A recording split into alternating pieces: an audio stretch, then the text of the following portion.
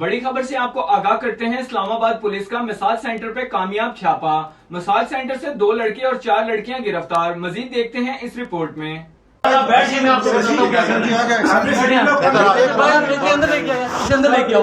इधर आ जाओ, लाओ बहुत ज्यादा लाओ।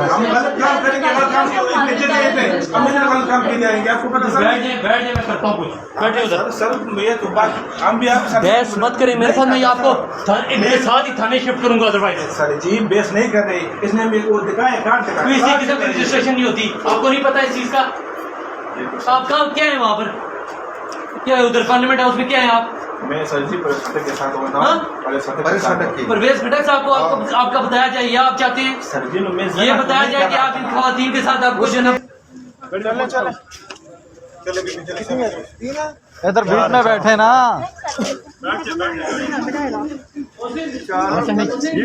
जी सर,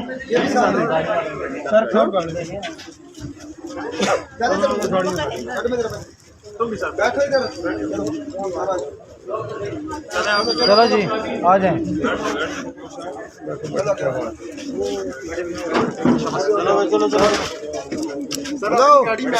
आ जाते हैं, बैठे जी।